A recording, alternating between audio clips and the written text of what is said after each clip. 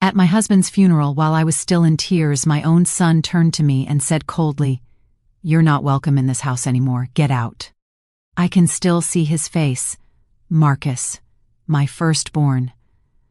The baby I nursed through fevers, the boy I taught to ride a bike, the young man I sent to college with every penny I could scrape together. Standing there in his expensive suit, the one his father bought him last Christmas, looking at me like I was nothing more than an unwanted guest who'd overstayed her welcome. The funeral guests were still milling around our living room. Our living room. The one where we'd celebrated 34 Christmases together. Where Richard proposed to me on a random Tuesday night because he said he couldn't wait another day. Where Marcus took his first steps, holding on to that old coffee table we still hadn't replaced. "Did you hear me?" Marcus said, louder this time. His wife, Jennifer, stood beside him with that satisfied smirk she thought she hid so well. "Pack your things. You have an hour." I looked around the room. My daughter Sophia stood in the corner, tears streaming down her face, but she said nothing. Too afraid of her brother, too dependent on the money he controlled through his position at Richard's company. My younger son, Daniel, wouldn't even meet my eyes. He just stared at his phone, pretending this wasn't happening. I left without a word. What else could I do? Make a scene at my husband's funeral?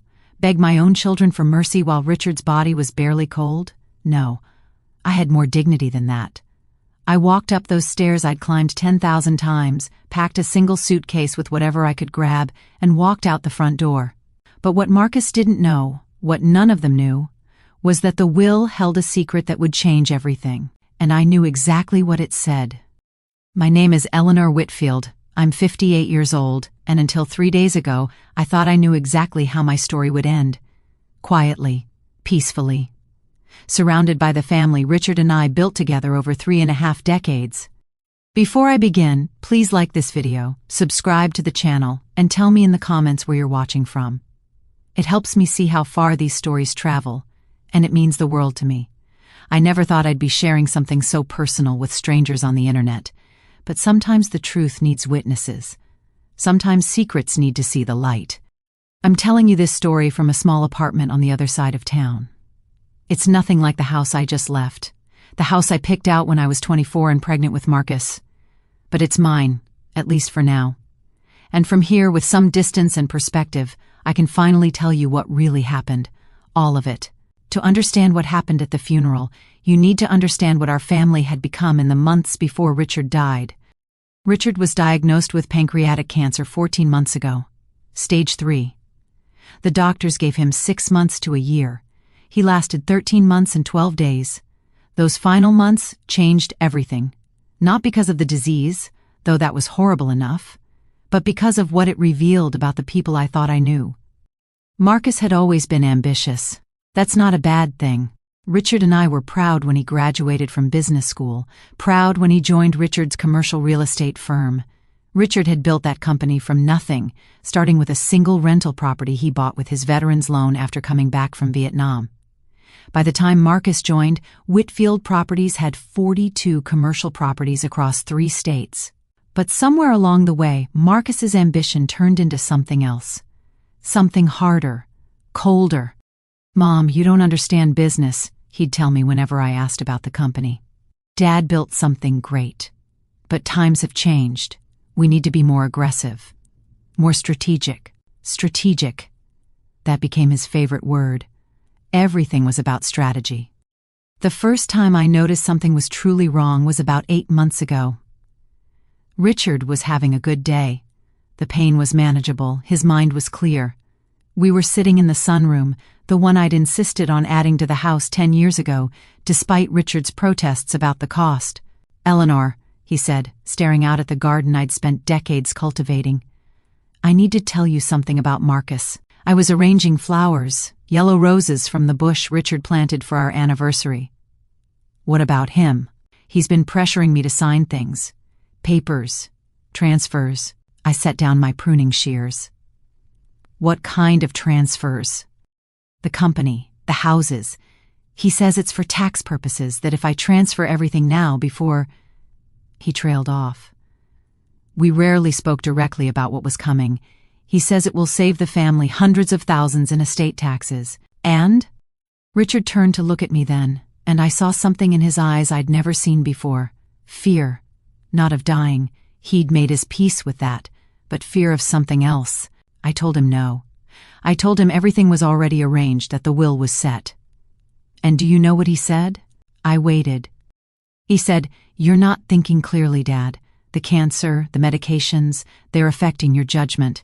Maybe we should talk to the doctors about power of attorney." My blood went cold. He threatened you? Not in so many words. But Eleanor, he's my son, our son. Maybe he's right. Maybe I'm not thinking clearly. "Richard Whitfield," I said, moving to sit beside him, taking his weathered hands in mine.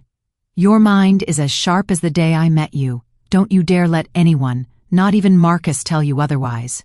But the seed of doubt had been planted, and over the next few months I watched it grow. Marcus started coming by the house more often after that conversation. Not to help. No, Jennifer made sure they were always too busy for the actual caretaking. That fell to me, with occasional help from Sophia when she could get away from her teaching job. No, Marcus came for business discussions.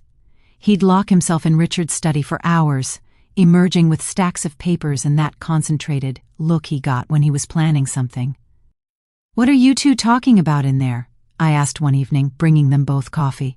Richard looked exhausted, propped up in his wheelchair, while Marcus stood over him with a folder spread across the desk. "Nothing you need to worry about, Mom," Marcus said without looking up. "Just making sure Dad's legacy is protected." "Eleanor is my legacy too," Richard said quietly. "This family is my legacy." Marcus's jaw tightened. "Of course, Dad. That's exactly what I'm trying to protect. But I heard the conversations Jennifer had on the phone when she thought I was upstairs with Richard." "Yes, Mother. The house is worth at least $3 million in this market." "No, she doesn't suspect anything.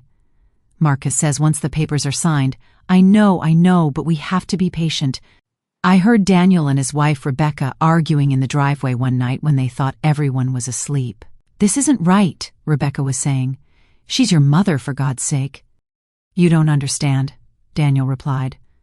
"Marcus says if we don't do this now, the government will take half of everything. Do you want our kids to lose their college funds? What about your mother? Where's she supposed to go?" "She'll be fine. She's got her teacher's pension." "My teacher's pension?" I'd given up my career after 15 years to raise our children, to support Richard as he built his business. That pension was barely enough to cover groceries. But the worst betrayal came from someone I never expected. 6 weeks before Richard died, our family lawyer came to the house. Thomas Brennan had been Richard's attorney for 20 years. I thought he was coming for one of his regular visits. Richard liked to keep his affairs in order, especially as his health declined. I was in the kitchen making lunch when I heard raised voices from the study. Richard's voice, stronger than it had been in weeks. "Absolutely not. Get out of my house." I rushed down the hall to find Thomas backing out of the study, his face flushed, briefcase clutched to his chest. Richard was in his wheelchair, breathing heavily, his face a dangerous shade of purple. "Richard, please, just think about—" Thomas started. I said, "Get out." Thomas saw me and had the decency to look ashamed. "Eleanor, I'm sorry, He was just leaving," Richard said. After Thomas scurried away, I knelt beside Richard's wheelchair. "What happened?" "He wanted me to change the will. Said Marcus had some concerns about the current structure." "Marcus sent our lawyer to pressure you?" Richard nodded, his hands shaking. Whether from rage or his illness, I couldn't tell. He offered Thomas a huge bonus if he could convince me. Our own lawyer, Eleanor. 30 years of trust, and he sold us out for money. That night, after I'd gotten Richard settled in bed, I heard a car in the driveway. From our bedroom window, I watched Marcus and Thomas Brennan talking beside Marcus's BMW. Marcus handed him something, an envelope it looked like, and Thomas drove away. I didn't tell Richard. He had enough to worry about. But here's what none of them knew, what Richard never told anyone except me. 2 days after Thomas's visit, Richard made a phone call, not to Thomas Brennan, but to another lawyer, William Chen, from a firm in the city. They'd served in Vietnam together, though they'd lost touch over the years. "I need your help, Bill," Richard said into the phone, his voice steady despite everything. "I need someone I can trust." William came to the house the next day while Marcus was at work. He was a small, neat man with kind eyes and a careful way of speaking. Richard and I met with him in the sunroom, the one room in the house Marcus never entered, dismissing it as Mom's flower room. "I want to change everything," Richard told him, "but I need it done quietly. Can you do that?" William nodded. "What Marcus doesn't know is that Thomas Brennan never filed the power of attorney paperwork he prepared. It's not valid. You're still in complete control of your affairs, Richard." Over the next 3 hours, Richard dictated his new will. I sat beside him, holding his hand, as he laid out exactly what would happen after he was gone. When William read it back to us, Richard smiled, the first real smile I'd seen from him in months. "Perfect," he said. "That's exactly what I want." "Are you sure about this?" William asked. "It's unusual." "I've never been more sure of anything in my life," Richard replied. Then he turned to me. "Eleanor, whatever happens, whatever they say or do, you must not tell them. Not until William reads the will. Promise me." I promised. Even when it meant leaving my own home. Even when it meant letting my son throw me out like trash. I kept that promise. Richard's last 2 weeks were hard. The cancer had spread to his bones, and even the morphine couldn't keep all the pain at bay. I barely left his side, sleeping in the chair next to his hospital bed we'd set up in our bedroom. Marcus came by every day, but not to comfort his dying father. He brought papers. "Dad, I just need you to sign here, and here." Just standard stuff. Richard would pretend to be too weak, too confused. "Later, son." So tired. Marcus's frustration grew with each passing day. "Mom, can't you talk to him? He needs to get these things in order." "Your father has always kept his affairs in order," I told him. "Whatever needs to be done has been done." The look Marcus gave me then, it was like he was seeing me for the first time, evaluating me, calculating whether I was an obstacle or just irrelevant. He must have decided on irrelevant. Jennifer started coming by more often, walking through the house like she already owned it. "This wallpaper will have to go," I heard her tell her mother on FaceTime. "And that hideous sunroom, we'll convert it to a proper office." Sophia tried to warn me, in her quiet way. She came by one afternoon while Marcus was at work, helped me change Richard's sheets. "Mom," she said softly, "maybe you should talk to a lawyer. Just to make sure you're protected. Your father has taken care of everything," I told her. "But Marcus says—" "I know what Marcus says." She bit her lip, that nervous habit from childhood. "He's already moved some of his things into Dad's study. His papers, his computer. He says it's to keep the business running smoothly, but what, sweetheart?" He changed the locks on the study door, and he has meetings there, late at night, with Daniel, with Jennifer's father, with people I don't recognize. "Mom, I think—" Richard called out then, needing pain medication, and we never finished that conversation. But I knew what she was trying to tell me. They weren't just planning for after Richard died, they were planning for me. The night before Richard died, he was lucid. It happens sometimes near the end, a final surge of clarity before the light goes out.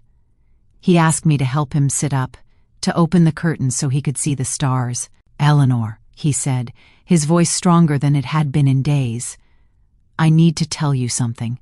Save your strength, my love." "No, this is important." He took my hand, his grip surprisingly firm.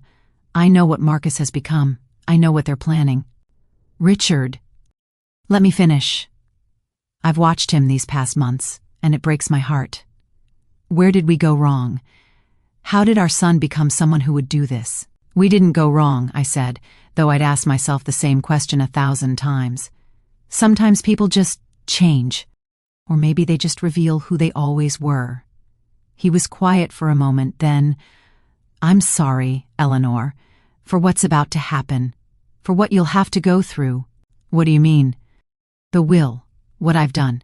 It's going to be hard on you at first. They're going to be cruel. But William knows what to do. Trust him, and remember, everything I've done for you, for us, for what we built together." I didn't understand then. Not fully. "Richard, you're scaring me." "Don't be scared. Be strong. You've always been the strongest one, you know. I built buildings, but you built this family. And even if the family is broken, what you built still matters." He died the next morning, holding my hand, looking at the sunrise through our bedroom window. The funeral was everything Richard wouldn't have wanted. Marcus took over all the arrangements, ignoring the simple instructions Richard had left with the funeral home. Instead of the quiet service Richard requested, Marcus turned it into a networking event for his business associates. Richard Whitfield was a giant in commercial real estate, Marcus said during his eulogy, which was more about property values and investment strategies than his father. His legacy lives on through Whitfield Properties, which I'm honored to lead into the future. He never mentioned me. Not once. 34 years of marriage, and I might as well have been invisible. Sophia spoke beautifully about her father, tears streaming down her face. Daniel managed a few stilted words about respecting Dad's business acumen. Jennifer's father, a developer who'd always envied Richard's success, gave a speech about passing the torch to the next generation while staring directly at Marcus. I said nothing. Richard had asked me not to speak at his funeral. "They won't want to hear what you have to say," he'd told me. "Save your words for after. After." I understood now what he meant. The reception was at our house, my house, though no one seemed to remember that. Jennifer played hostess, directing the caterers I hadn't hired, arranging flowers I hadn't chosen, welcoming guests into rooms she was already redecorating in her mind. I stood by the mantel, looking at our wedding photo, when I heard Jennifer's mother talking to her cousin. "Jennifer says the old woman will be out by tonight. They've already got a realtor coming tomorrow to value the house." The old woman. I was 58 years old. I'd buried my husband 3 hours ago, and I was already the old woman to them. That's when Marcus approached me. "Mom, we need to talk." He didn't wait for my response, just steered me into the corner of the living room, away from the guests, but still visible. He wanted witnesses, I realized. He wanted people to see this. "This is difficult to say, but it needs to be said.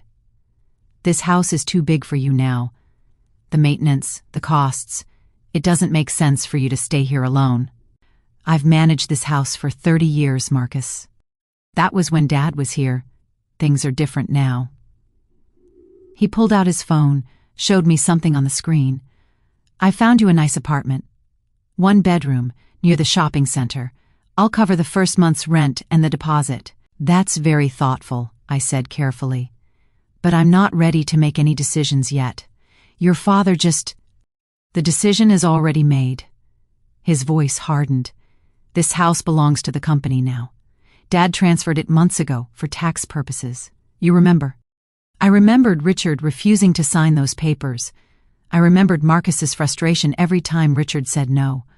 But I said nothing. "I need you out tonight," Marcus continued. "Jennifer and I will be moving in tomorrow. We need to be closer to downtown for the business." "Tonight?" Sophia had appeared beside us, her face pale. "Marcus, you can't be serious. Mom just buried Dad. She needs time." "Stay out of this, Sophia. This is between Mom and me." "It's okay, sweetheart," I told her, though my heart was breaking. "Marcus is right. It's time for a change." Marcus looked surprised by my easy agreement, but recovered quickly. "Good. I'm glad you're being reasonable about this." That's when he raised his voice, making sure everyone could hear. "You're not welcome in this house anymore. Get out." The room went silent. Every conversation stopped. Every eye turned to us.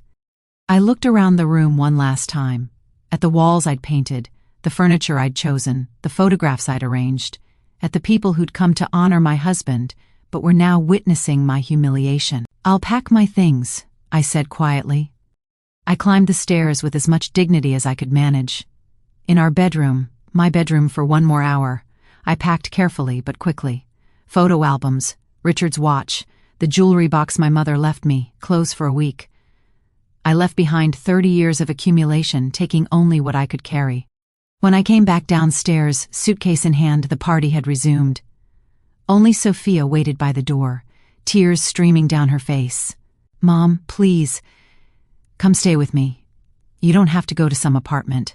Your place is too small, sweetheart, and you have your own life. But this is wrong. This is so wrong. I hugged her, kissed her forehead. Sometimes wrong things happen, but that doesn't mean they win in the end. I didn't look back as I drove away, but in the rearview mirror, I saw Marcus and Jennifer standing in the doorway of my house, already looking like they owned the place. They had no idea what was coming. The apartment Marcus had found for me was exactly what you'd expect. A grimy one-bedroom in a complex that had seen better days, wedged between a liquor store and a check-cashing place. The kind of neighborhood where you didn't walk alone after dark. But I didn't go there. Instead, I drove to the Marriott downtown. I'd been moving money into my own account for months. Not much, just small amounts from the household budget Richard always let me manage. Enough for a few weeks in a decent hotel while I figured out my next move. The desk clerk was a young woman with kind eyes who pretended not to notice I'd been crying. "How long will you be staying with us, Mrs. Whitfield?" "I'm not sure yet." She upgraded me to a suite without my asking. "You look like you could use a little extra comfort," she said softly. That first night alone was the hardest. Not because Richard was gone. I'd been preparing for that for 14 months. But because of what my family had become. What they'd done while Richard was dying, what they were willing to do to me. I ordered room service, something I'd never done in my life, and sat by the window watching the city lights. Somewhere out there, Marcus and Jennifer were in my house, probably going through my things, deciding what to keep and what to throw away. My phone buzzed with messages. From Daniel, "Mom, I'm sorry about today. Marcus says it's for the best. The apartment he found is nice, right?" From Sophia, "Please tell me where you are. I'm worried sick." From Marcus, "The apartment manager says you haven't shown up. Stop being dramatic and go check in." I turned off my phone. The next 3 days were strange. I existed in a kind of limbo, waiting for William Chen to call. Richard had said the will would be read 1 week after his death. Until then, I was nobody, a non-entity, the discarded widow. I went for walks around the city, places Richard and I used to go when we were young and poor and desperately in love. The park where he proposed, the terrible Chinese restaurant where we had our first date, the courthouse where we got married because we couldn't afford a real wedding. On the third day, I saw them, Marcus and Jennifer coming out of Bernardino's, the Italian place Richard took clients to impress them. Jennifer was wearing my pearl necklace, the one Richard gave me for our 20th anniversary.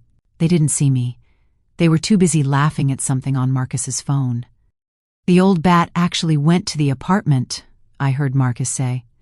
"The manager says she's been there every day, just sitting in that pathetic little place." So someone had been going to the apartment, pretending to be me.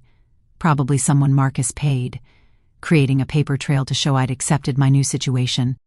On the fourth day, Daniel found me. I was having coffee at a bookstore cafe when he walked in. Not a coincidence. He'd probably been looking for me. "Mom." He sat down across from me without asking. "We've been worried." "Have you?" He had the grace to look ashamed. I know what Marcus did was harsh. But he's not wrong. The house is expensive to maintain. And with Dad gone, Marcus can finally do what he's always wanted. Daniel shifted uncomfortably. "He's just trying to protect the family assets. You know how these things work. Estate taxes can destroy a fortune." "Is that what he told you?" "Mom, I know you're upset, but..." "Daniel, let me ask you something. When Marcus told you I needed to leave the house, what did he say would happen to me? Where did he say I would go?" "The apartment. He said he'd take care of you." "And you believe that? You know me, Daniel. You know your father. Did you really think we hadn't planned for this?" Something flickered in his eyes. Doubt, maybe. Or fear. "What do you mean?" "I mean, your father was a very intelligent man who loved his family, all of his family. Do you really think he would leave me with nothing?" Daniel's phone rang. Marcus, of course. Daniel answered immediately. "Yeah, I found her." "No, she won't say, I don't know. Okay." He hung up. "Marcus wants to see you." "I'm sure he does." "Mom, please. Just go talk to him. Maybe you can work something out." "There's nothing to work out, Daniel. Everything has already been decided. I left him sitting there, staring at his coffee, probably wondering what I meant. On the 5th day I got the call. Not from William Chen, but from Thomas Brennan. Eleanor. This is Thomas. I need to speak with you about Richard's will. I thought you were no longer our lawyer. A pause. That's not... Eleanor, there's been some confusion. Marcus says you're contesting the will. I haven't contested anything, Thomas. But you've hired another lawyer? Have I? Another pause. Longer this time. Eleanor, I'm trying to help you here. The will Richard signed is very clear. The house, the business, the majority of the assets, they go to Marcus as the oldest son and the one involved in the business. You receive a monthly allowance from a trust that Marcus will manage. It's generous, Eleanor. You'll be well taken care of. Is that the will you prepared, Thomas? The one Richard refused to sign? Silence. Because I was there, Thomas. I saw Richard throw you out of our house. I saw you meet with Marcus in our driveway that night. I know how much he paid you. I don't know what you think you saw. I know what I saw. And I know what Richard did about it. Eleanor, if you're implying that there's another will, I'm not implying anything. I'm simply waiting for my husband's actual will to be read by his actual lawyer. There is no other lawyer. I've been Richard's attorney for 20 years. Were, Thomas. You were his attorney. Until you betrayed him. I hung up. Within an hour, Marcus was calling, then Jennifer, then Daniel. Even Sophia, who'd clearly been pressured into trying to reach me. I didn't answer any of them. But I did answer when William Chen called. Mrs. Whitfield? It's time. The reading is scheduled for tomorrow at 2 p.m. My office. Are you ready? I've been ready for 6 months, Mr. Chen. Good. And Eleanor? Bring witnesses. Neutral parties if possible. This is going to be contested. Oh, I'm counting on it. I arrived at William Chen's office building at 1:45 p.m. It was one of those gleaming downtown towers, all glass and steel and importance. Marcus's BMW was already in the visitor parking, along with Thomas Brennan's Mercedes. I'd brought witnesses, as William suggested.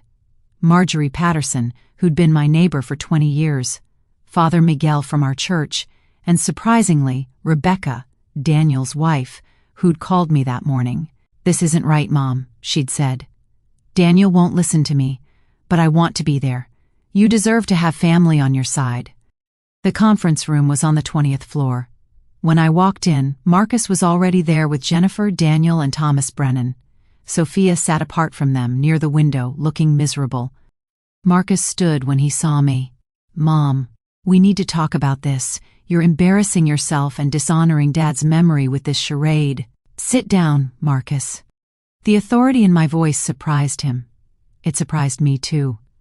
But I was done being the quiet, accommodating mother. Richard had asked me to be strong, so I would be. William Chen entered precisely at 2 p.m., carrying a leather portfolio and followed by 2 associates. Thank you all for coming, he said, taking his seat at the head of the table. We're here for the reading of the last will and testament of Richard James Whitfield, dated...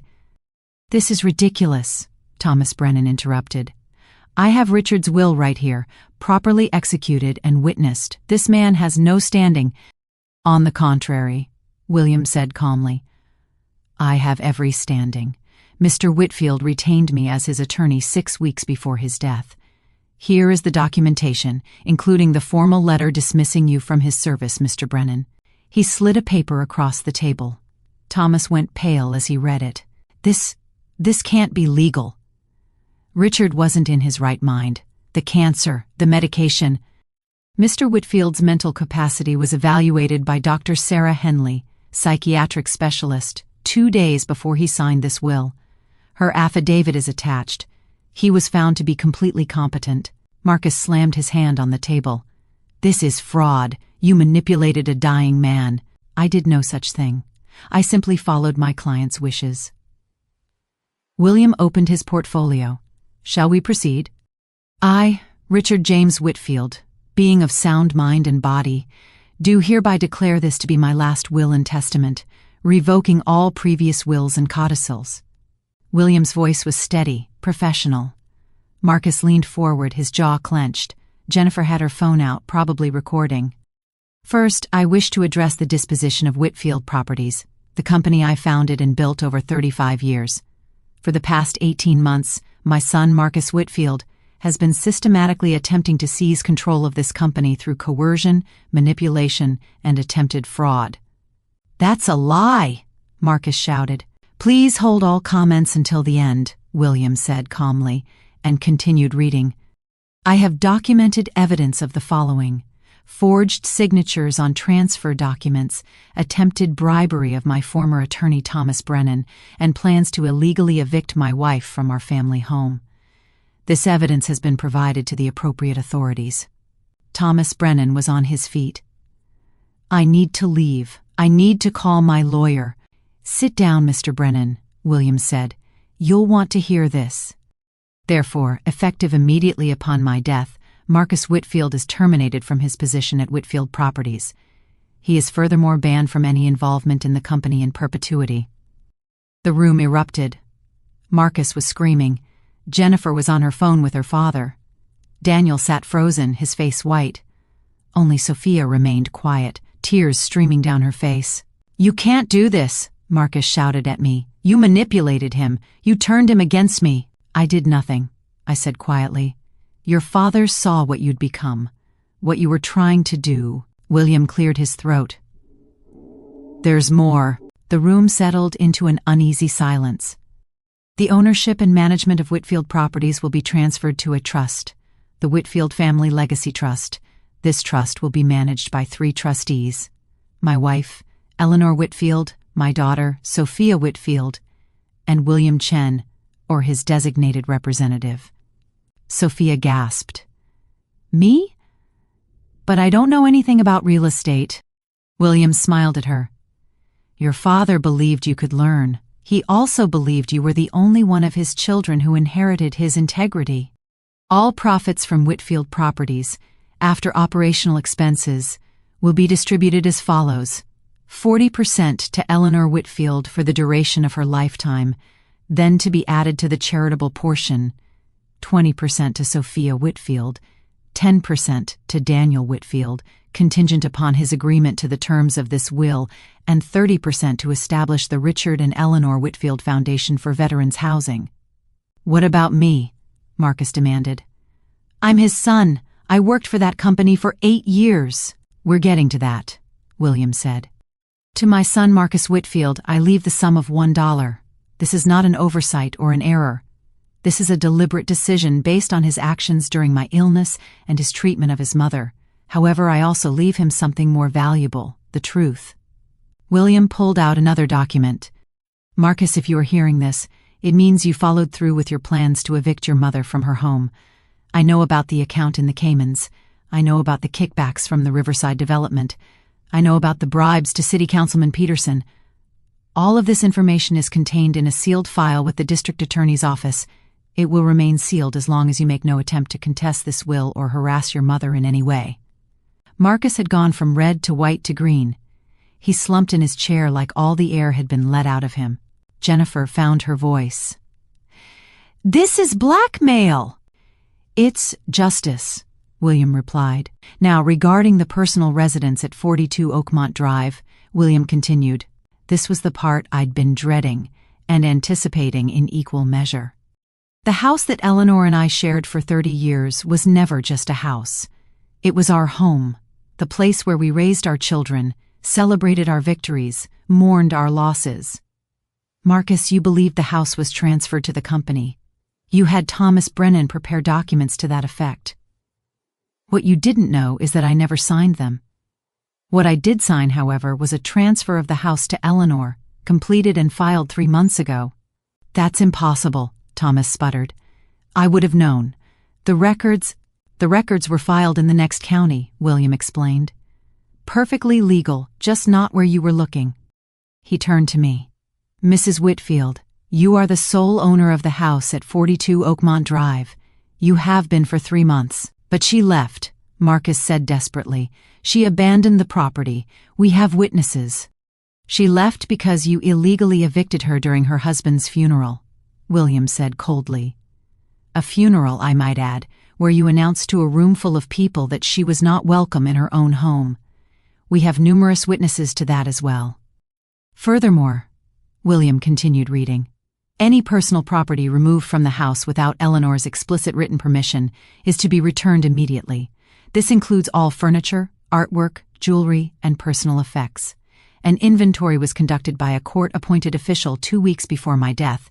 Any missing items will be considered theft.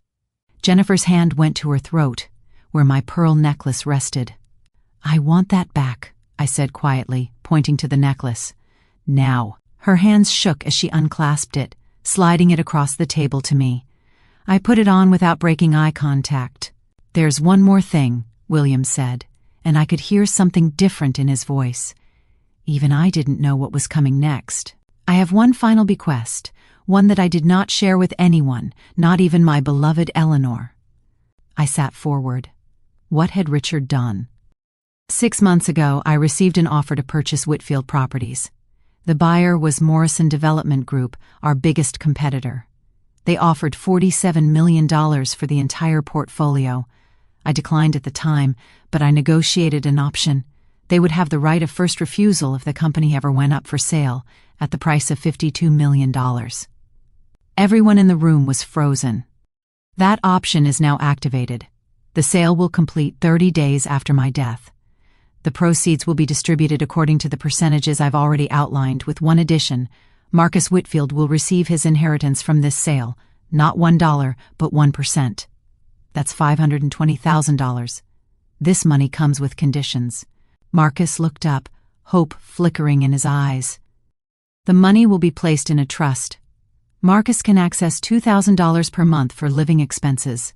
The remainder will be released to him in full on his 50th birthday, 8 years from now, but only if he meets the following conditions. 1. He maintains steady employment, not in real estate or any position where he has fiduciary responsibility over others' money. 2. He completes 100 hours of community service annually at a veterans organization. 3. He writes a letter of apology to his mother, to be evaluated for sincerity by a panel of 3 independent arbitrators. If these conditions are not met, the money goes to the Veterans Foundation. You're trying to control me from beyond the grave? Marcus's voice was hollow. William looked at him steadily. Your father is trying to save you from yourself. $2,000 a month is enough to live on if you're modest. The community service might remind you what real sacrifice looks like, and the apology. That's for your soul, Marcus. Your father believed there was still good in you. This is his way of trying to find it. The room exploded into chaos. Marcus was on his feet, shouting about lawsuits, about undue influence, about mental incapacity. Thomas Brennan was on his phone with his own lawyer.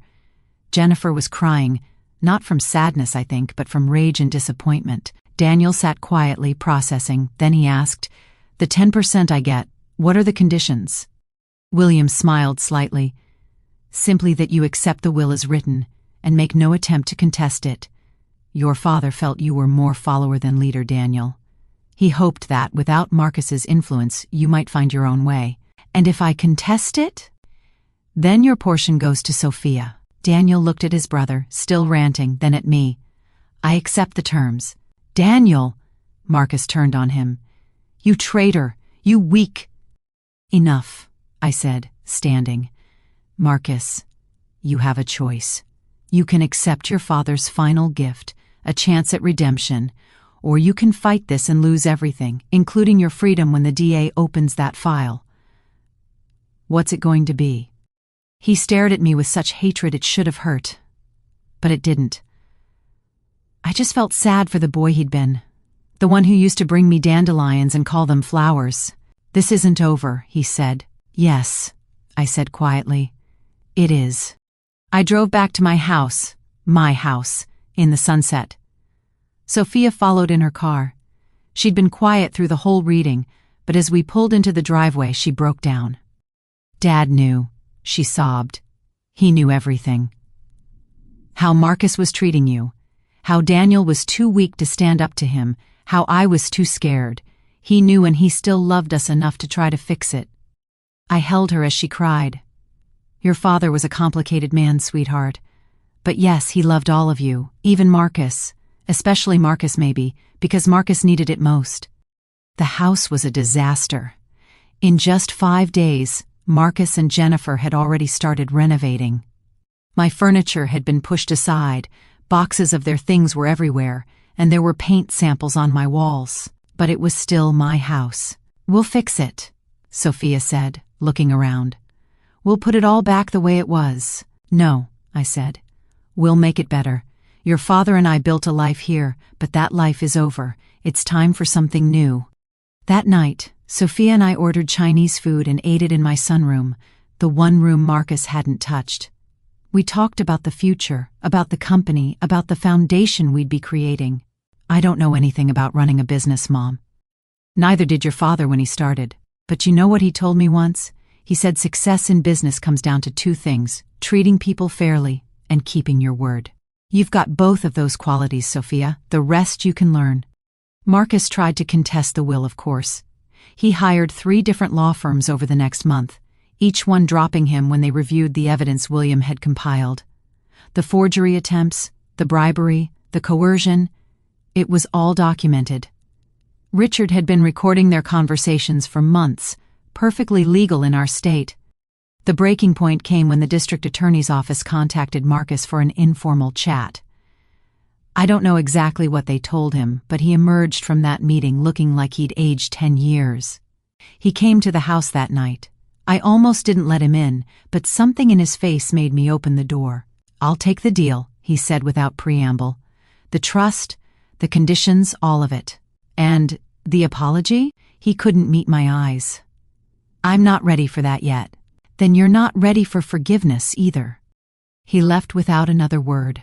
I haven't seen him since, though Daniel tells me he's working at a car dealership now, starting over maybe, or just biding his time. Thomas Brennan was disbarred 6 months later. The investigation revealed he'd been skimming from client accounts for years, not just ours. Richard's documentation of the bribery attempt was the thread that unraveled everything. Jennifer divorced Marcus within 3 months. Turns out she was only interested in the money and the house. Without those, Marcus held no appeal. She married another developer's son the following year. I heard she got the house she wanted, just with someone else's money. The Richard and Eleanor Whitfield Foundation for Veterans Housing officially launched 1 year after Richard's death. We've already housed 12 homeless veterans and have plans for a permanent facility with 30 units. Sophia threw herself into learning the business. She spent 6 months shadowing every department, learning from the ground up. The employees who'd been terrified of Marcus loved her. She had Richard's mind for numbers, but my way with people. Daniel found his backbone once Marcus wasn't around to intimidate him. He used his portion of the sale to start his own accounting firm, specializing in helping small businesses. He apologized to me genuinely and tearfully for not standing up for me when it mattered. "I was a coward, Mom. Dad saw it. You saw it. I see it now." "You were scared," I corrected. "There's a difference between being scared and being a coward. A coward stays that way.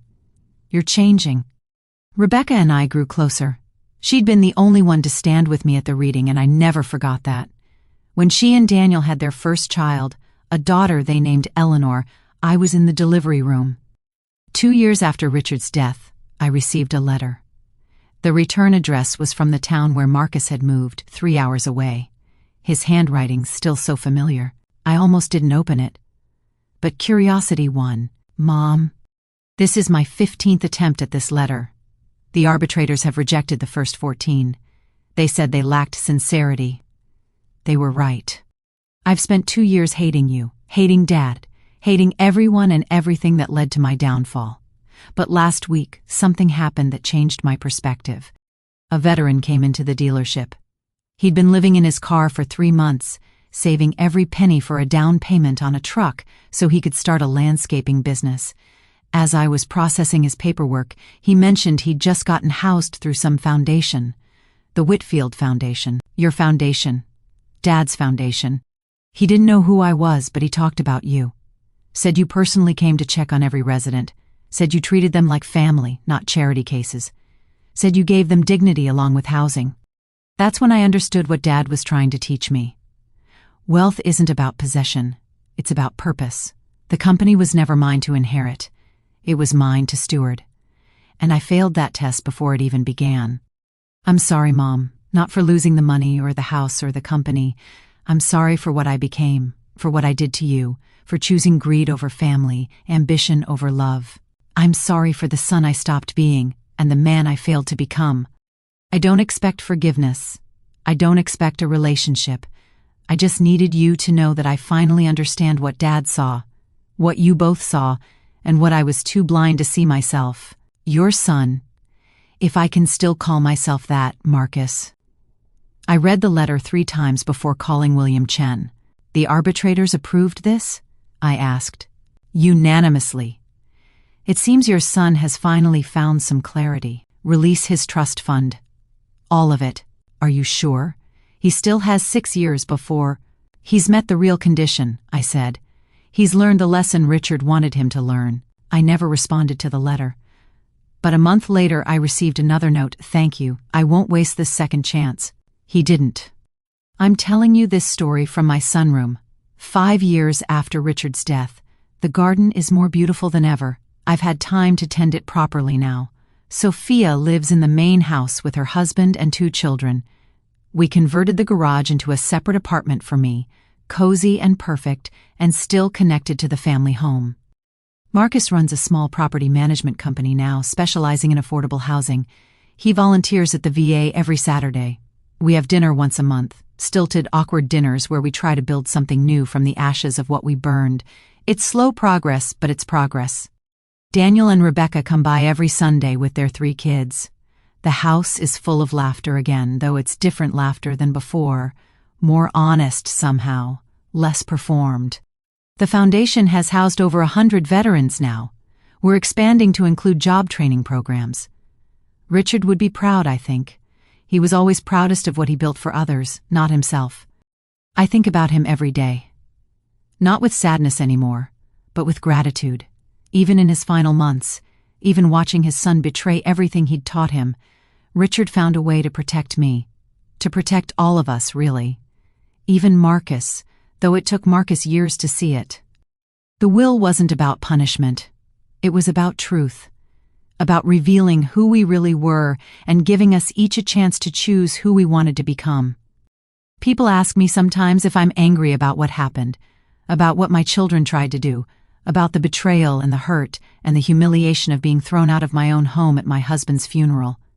The truth is, I was angry, furiously, burningly angry. But anger is like fire. It consumes everything if you let it, including the person holding on to it. Richard knew that. That's why he structured the will the way he did, not as revenge, but as revelation. He forced everyone to show their true selves, and then gave them a chance to choose differently. Marcus chose greed, then consequences, then eventually redemption. Daniel chose cowardice, then courage. Sophia chose silence, then found her voice. And me? I chose patience. I chose to trust Richard's plan even when it meant walking out of my own home with nothing but a suitcase. I chose to wait, to endure, to believe that truth would win in the end. It did.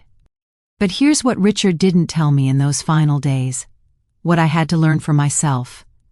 The real inheritance wasn't the money or the house or the company. It was the lesson. The understanding that what we build in this life isn't measured in property or portfolios, but in the choices we make when everything is on the line. Richard's final gift to his children wasn't their percentages of the sale. It was forcing them to face themselves, to see what they'd become, and to decide if that's who they wanted to remain. His final gift to me was simpler and infinitely more complex. The knowledge that I was stronger than I ever imagined. That I could stand alone when I had to. That I could forgive without forgetting, love without enabling, and rebuild without erasing the past. There's one thing I never told anyone, not even William Chen. The night before Richard died, after our conversation about being strong, he asked me to help him to his desk one last time. He could barely walk even with help, but he insisted. He pulled out a letter, sealed, with my name on it. "Don't open this until it's all over," he said. "Until the will is settled. Until everyone has shown their true colors. Until you know how the story ends." I kept that letter in my jewelry box for 2 years before opening it. Inside, in Richard's shaky handwriting, were just a few lines.